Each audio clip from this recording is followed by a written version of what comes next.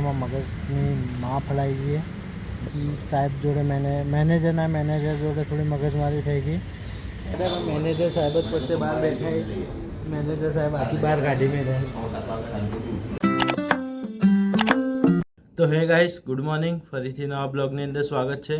તો ગાઈસ, આજે આપણા બ્લોગિંગનો 27મો દિવસ છે, બરાબર ને? આજે શુક્રવાર છે, તો આજે આપણે હાફ ડે લઈને ઘરે જવાનું હોય અને આપણી બાઇક બી સર્વિસ કરવાની, બરાબર? તો આપણે આજે આપણા ઘરે જઈશું, બરાબર? અને 2-3 દિવસ ઘરે રહેવાનું. આજે નહીં, 2 દિવસ, શુક્ર, શનિ, રવિ, બરાબર? એટલે 2 દિવસ તો ઘરે રહેવાનું હોય, આરામ કરીશું, રેસ્ટ કરીશું, બરાબર?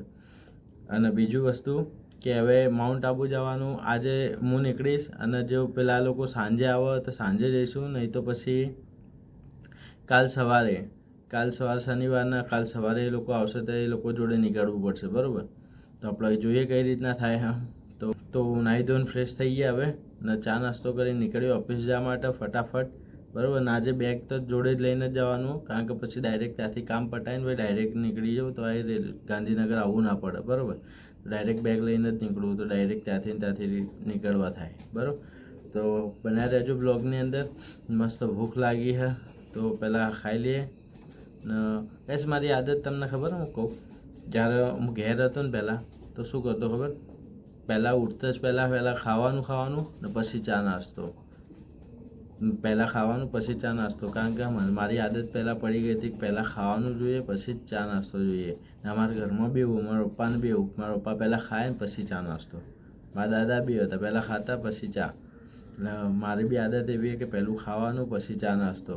તો પહેલાં બેલ જઈએ, ચા નાસ્તો કરે, પહેલાં ખાવાનું કંઈક ખાઈએ પછી ચા પીએ, બરાબર? તો બનાવો બ્લોગની અંદર. આજે તો ઘેર જવાનું હોય, થોડું એક્સાઇટમેન્ટ તો હે જ, બરાબર? અને આજે આપણી બાઇક મસ્તાનીને સર્વિસ કરાવી છે, કારણ કે એના બી કિલોમીટર વધી ગયા છે. ભાઈ પાછળથી કોઈ પ્રોબ્લેમ થાય એના કરતાં પહેલાં સર્વિસ કરાવી દઈએ એની. ગાઈસ, બાઇક લઈ લીધી, હવે નીકળીએ. પહેલાં ચા નાસ્તો પછી નીકળીએ ઓફિસ જવાનું. ઓફિસ જઈને પછી નીકળશો. તો ગાઈસ, આપણે થેપલા અને ચા આવી ગઈ, તો ફટાફટ ચા નાસ્તો કરી નીકળીએ. તો ગાઈસ, ચા નાસ્તો કરી લીધો, હવે નીકળીએ ફટાફટ ઓફિસ જવા માટે, કારણ કે વહેલા જઈશું તો વહેલા કોમ પતાવીશું. વહેલું કોમ પતાવીને ફટાફટ નીકળીએ, બરાબર? વરસાદ આવે એવું થયું છે જો, એટલે વહેલા પતાવીને વહેલા નીકળીએ. હેલ્મેટ લઈ લીધું ને બાઇક આપણું, તો ફટાફટ હેલ્મેટ પહેરીએ, નીકળીએ ઓફિસ જવા માટે. મળીએ ઓફિસ. તો ગાઈસ, ગાયનો ચાર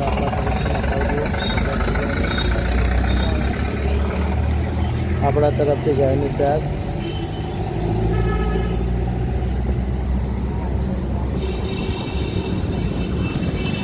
કારણ કે સવારે 2-3 દિવસથી ઈચ્છા હતી પણ ટાઈમ જ રહેતો નહોતો, તો આજે નાખાવી દીધું, જોઈ લો.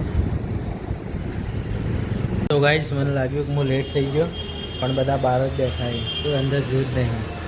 સારું પણ બધાને બહાર કાઢ્યા, પણ મેનેજર સાહેબ જ પોતે બહાર બેઠા. મેનેજર સાહેબ આથી બહાર કાઢી મેં રહે. બધા બહાર બેઠા છે. મજા આવી ગઈ રાહુલ?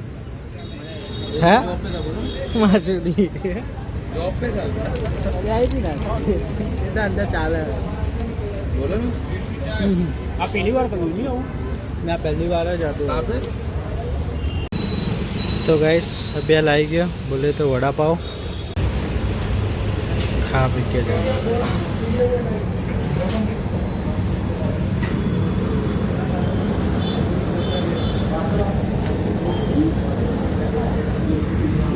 તો ગાઈસ, ઓફિસથી નીકળ્યા પછી આવી ગયો તો હું સેટેલાઇટ, કારણ કે મારું લોકેશન ચેન્જ કરી નાખ્યું હતું. નરોડાથી ચેન્જિંગ કરીને સેટેલાઇટ આપ્યું, તો સેટેલાઇટ આવી ગયો હતો.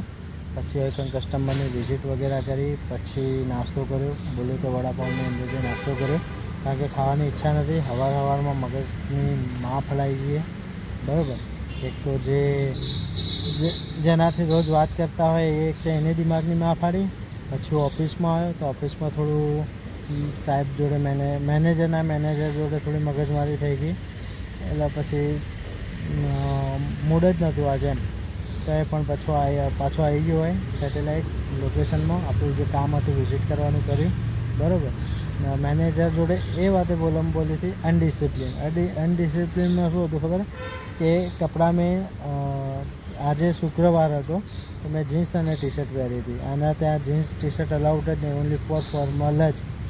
તો મારી જોડે ફોર્મલ એકે ધોયેલા હતા નહીં, લોન્ડ્રીમાં આપ્યા હતા, એને ધોઈને હજી આપ્યા નહોતા.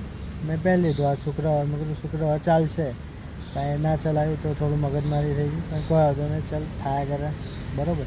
તો આવી ગયો હવે. નવો વિચાર છે કે 5 સાડા 5 વાગે જો નીકળું ઘરે જવા માટે. નીકળવું હતું એમ તો વહેલા બપોર 2-2:30 વાગે, પણ જવાનું સેટિંગ ના થયું. તો બસ હવે 5 સાડા 5 વાગે નીકળીશ, પછી ત્યાં બાઇક સર્વિસમાં આપીશ ને પછી ઘરે જઈશ. તો ગાઈસ 6:30 વાગી રહ્યા છે.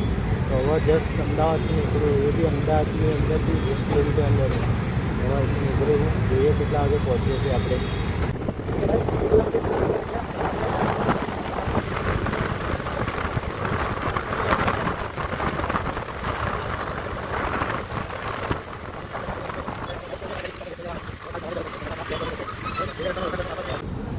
તો ગાઈસ ફાઇનલી પાલનપુર આવી ગયો, બરાબર.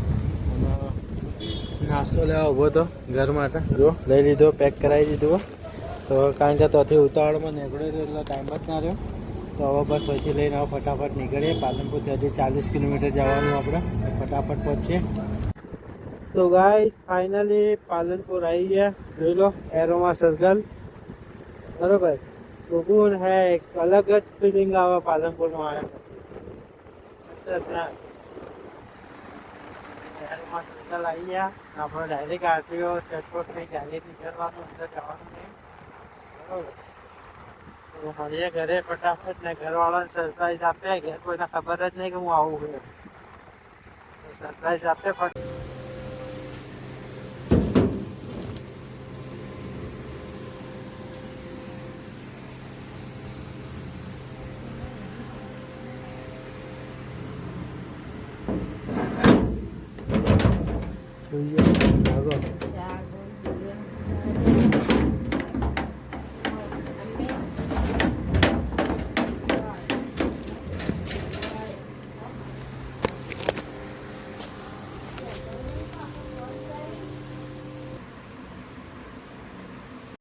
તો ગાઈસ આવી ગયો ઘેર.